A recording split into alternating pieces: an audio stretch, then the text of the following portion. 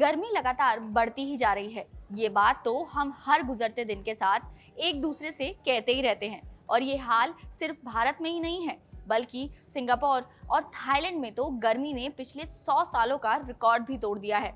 वहीं पूरे south east Asia में लोग गर्मी के मारे बेहाल हैं। तो वहीं यूरोप की बात करें तो वहां तो सर्दी के मौसम में भी गर्मी ने लोगों को खूब सताया है। ज्यादातर लोग तो इससे बचने के लिए एसी, कूलर या फिर फैंस का सहारा ले लेते हैं। लेकिन research group sustainable energy for all की 2022 की रिपोर्ट के मुताबिक वैश्विक स्तर पर करीब 1.2 बिलियन ग्रामीण और शहरी गरीबों को गर्मी से काफी ज्यादा खतरा है, क्योंकि फिलहाल वो इससे बचने का कोई साधन नहीं खरीद सकते, जबकि 2.4 बिलियन मिडिल क्लास लोग बिना उपकरणों की एफिशिएंसी जाने सबसे किफायती एसी या फिर कूलर खरीदने की कगार पर खड़े हैं। यानी कि आने वाले समय में एसी की डिमांड में बम्पर इजाफा होने की उम्मीद है। इसी को देखते हुए इंटरनेशनल एनर्जी एजेंसी यानी कि IEA का अनुमान है कि अब से लेकर साल 2050 तक हर एक सेकेंड में करीब 10 नए एसी बिकेंगे। और जब एसी बढ़ेंगे तो फिर इलेक्ट्रिसिटी की खपत तो बढ़ेगी ही, या यूं कहें कि आने वाले 3 दशकों में सबसे ज्यादा बिजली की खपत कूलिंग की चीजों में होगी।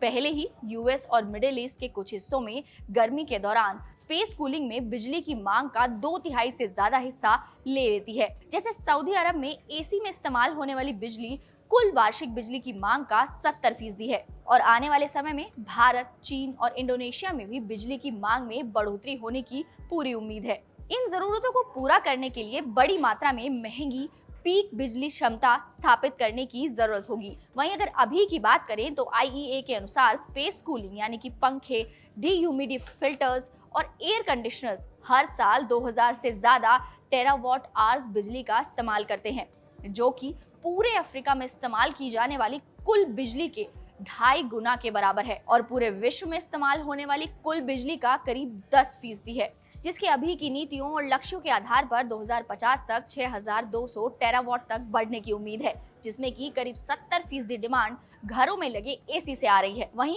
IEA की माने तो साल 2050 तक बिल्डिंग में सबसे ज्यादा बिजली की खपत स्पेस कूलिंग के जरिए होगी, जिसके जरिए 2500 गीगावाट्स की एक्स्ट्रा कैपेसिटी की भी जरूरत होगी, जो कि यूएस, यूरोप और भारत की अभी की टोटल एनर्जी जनरेशन कैपेसिटी के बराबर है। इस बढ़ती डिमांड से ये तो साफ है कि हमें जल्द से जल्द फॉसिल फ्यूल से रिन्यूएबल एनर्जी की तरफ स्विच करना होगा। इसके साथ ही अगर इस डिमांड पर काबू पाना है तो लोग अच्छी क्वालिटी के एसी, कूलर या फिर बाकी इक्विपमेंट्स खरीदें, ये भी बेहद जरूरी है।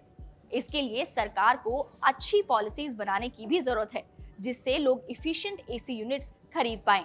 IEA का मानना है कि ऐसा करने से ऊर्जा की मांग में 45% की कटौती हो सकती है और बिजली नेटवर्क के लिए निवेश और परिचालन लागत को $3 ट्रिलियन तक भी कम किया जा सकता है। वहीं अगर डिमांड की बात करें तो लोगों को गर्मी से सुरक्षित रखने और खाने और दवाओं को खराब होने से बचाने के लिए जरूरी ठंडक देने के लिए सेंटर फॉर सस्टेनेबल कूलिंग का अनुमान है कि दुनिया को 2050 तक 14 बिलियन एडिशनल कूलिंग डिवाइसेस की जरूरत होगी, जो कि अभी इस्तेमाल हो रहे 3.6 बिलियन से करीब 4 गुना ज्यादा है। इसके अलावा उन सभी उपकरणों को चलाने के लिए केंद्र ने 2050 तक बिजली खपत का जो अनुमान लगाया है वो IEA के रिन्यूएबल कैपेसिटी क्षमता के 80% से ज्यादा है। और अगर उपकरणों को ज्यादा इफिशिएंट बनाने वाली नई तकनीकों को नहीं लाया गया तो ये 100% से भी ज्यादा हो सकता है।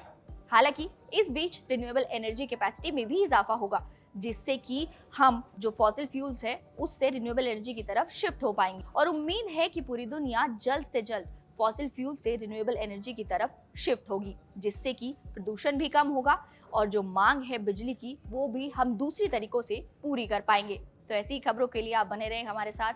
जागरण बिजनेस को देखते रहें, लाइक और सब्सक्राइब करना ना भूलें।